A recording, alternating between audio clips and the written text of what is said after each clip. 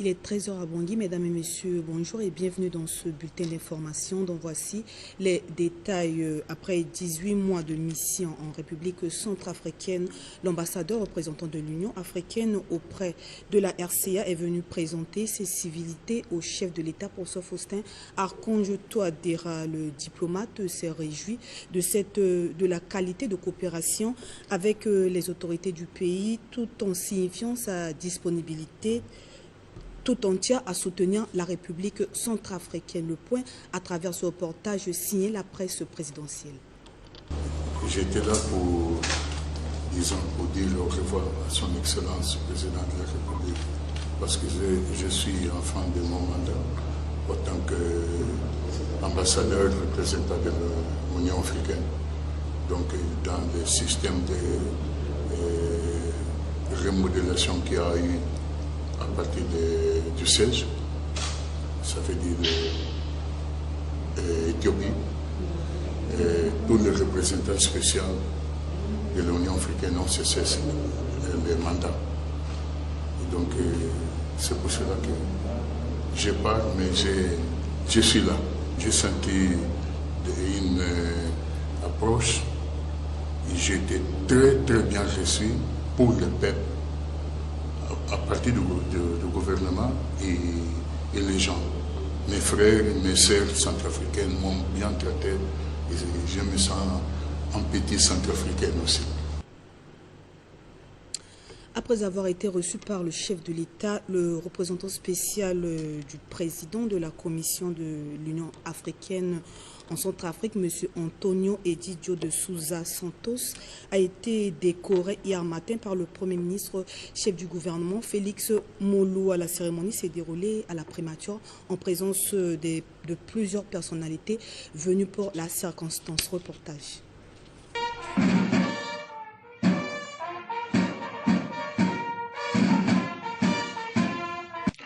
En fin de mission en République centrafricaine, le représentant spécial du président de la Commission de l'Union africaine, chef de mission de l'Union africaine pour la Centrafrique et l'Afrique centrale en poste à Bangui, M. Antonio Edidio de Souza Santos, a été élevé au grade de commandeur de l'Ordre national de la reconnaissance centrafricaine.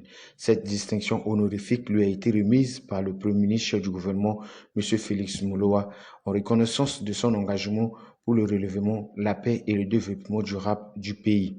Durant cette période, nous avons traversé ensemble les nombreux défis, mais surtout, nous avons accompli de grandes choses avec l'appui des institutions nationales, des partenaires régionaux et internationaux, et surtout avec le courage du peuple centrafricain.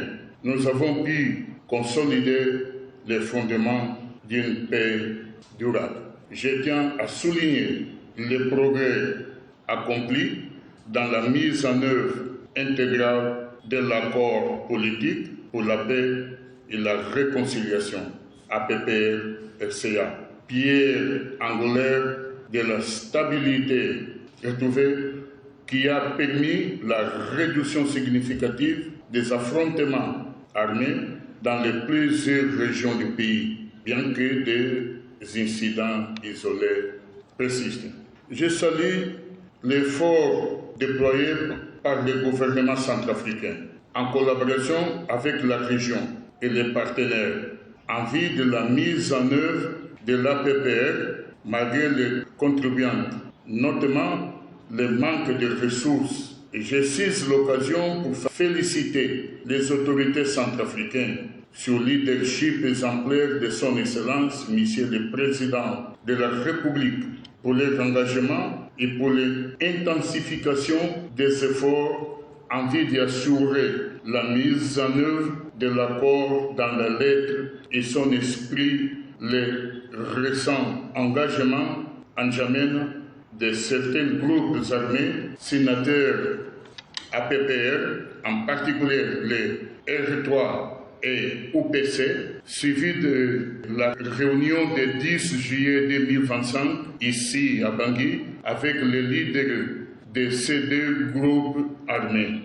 Le renforcement du dialogue inclusif et de la cohésion nationale, le soutien constant à l'organisation des élections, les résultats remarquables dans le DDR et la réforme du secteur de sécurité malgré les contraintes financières et logistiques, la lève totale de l'embargo sur les armes qui était injustement imposé au pays, ainsi que sur les diamants et l'opérationnalisation de la commission Vérité, Justice, Réparation et Réconciliation font partie de certaines de nos réalisations communes.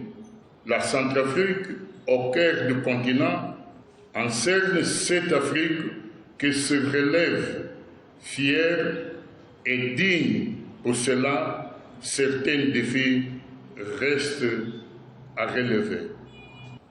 Je vous renouvelle mes plus vivants remerciements, Monsieur le Premier ministre, et vous prie de transmettre toute ma reconnaissance à son Excellence, Monsieur le Président de la République.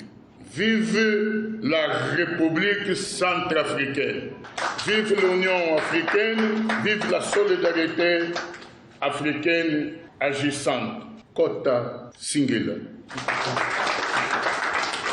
Il est cependant important de rappeler que la mission de l'Union africaine pour la paix en RCA travaille en étroite collaboration avec le gouvernement centrafricain, la MINUSCA et bien d'autres partenaires pour la stabilisation et le développement de la République centrafricaine.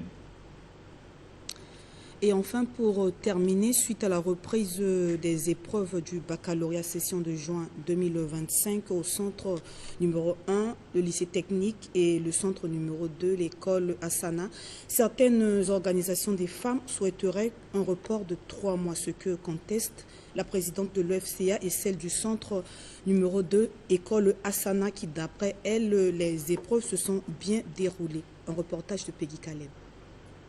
Suite au drame qui s'est produit le 25 juin 2025 au lycée Barthélemy Bokanda de Bangui lors des épreuves écrites du baccalauréat session de juin 2025 ayant entraîné des pertes en vies humaines, c'est hier lundi 14 juillet 2025 que plus de 5300 candidats ont affronté les épreuves écrites dans les centres d'examen numéro 1 au lycée technique et centre numéro 2 école Asana. Bien que ces épreuves se sont bien déroulées, au vu de quelques organisations et compatriotes, ces examens devraient être repoussés au moins 3 mois. Face à cette interrogation, la présidente du centre numéro 2 de l'école Asana revient sur les circonstances de cet événement et rassure la population que les épreuves se sont bien déroulées. Moi, je suis au centre numéro 2, le bâtiment qui se trouve derrière le bâtiment principal. Quand l'événement s'était produit, j'ai instruit mes surveillants de ne pas laisser les enfants sortir. Les enfants sont restés dans les salles de classe, sauf que seulement les candidats qui ont essayé de forcer les fenêtres, les portes pour sortir, ceux-là qui ont subi des fractures ou bien des chocs. Sauf que dans mon centre, je peux le dire, qu'il n'y a pas eu beaucoup de cas de mort. En raison de notre sécurité, on nous a déportés au cabinet pour une réunion de crise pour voir les dispositions, ce qu'on pourra faire par rapport aux épreuves restantes. Dans le centre délocalisé à l'école Asana, transféré vers le lycée Marie-Jeanne Caron, les enfants étaient venus massivement. Les surveillants étaient là, les membres du secrétariat aussi étaient là. Quasi-totalité des candidats se sont présentés.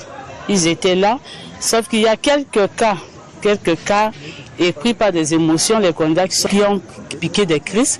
Certains sont transférés, une dizaine qui sont transférés à l'hôpital et un cas qui a subi du traumatisme qu'on l'a transféré au niveau du centre psychiatrique. Donc tout est passé, je peux dire que c'était bien passé et on a fini les 2 épreuves restantes là. On a démarré à 7h30 pour finir à 17h. Et on était obligé de passer de salle en salle pour conscientiser les élèves qui sont émotifs.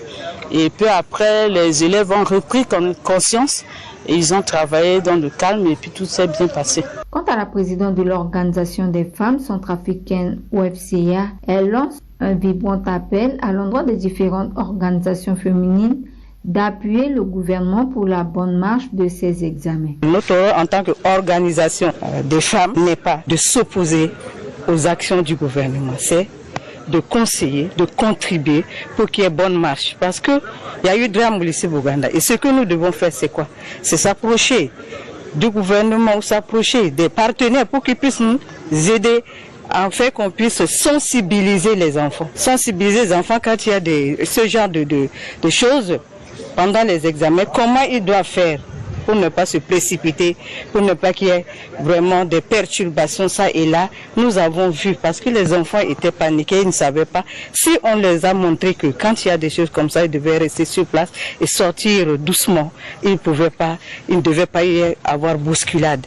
Voilà ce que nous devons faire. Le ministre d'État en charge de l'Éducation nationale, Aurélien Simplice Combé-Zingas, a apprécié à sa juste valeur le bon déroulement de ces épreuves. J'ai demandé à parler, c'est pour apprécier à sa juste valeur le bon déroulement des épreuves restantes qui sont les mathématiques et l'histoire-géographie. Pour des centres, l'effectif total nous donnait un chiffre de 5300 candidats. Et si nous avons une dizaine qui n'avaient pas pu se contenir pour affronter ces épreuves, qu'est-ce que nous pouvons dire? Peut-être que c'est la volonté de Dieu, c'est un examen. Il faut mettre tout le monde sur le même pied d'égalité, donner la chance à tout le monde. S'il ne peut pas être évalué, ceux-là attendront l'année prochaine. Alors les enfants, les amis de la série A4. Eh bien, mesdames et messieurs, c'est la toute dernière nouvelle. Merci d'avoir suivi ce journal. On se donne rendez-vous à 13h30 pour la version en langue nationale. Au revoir.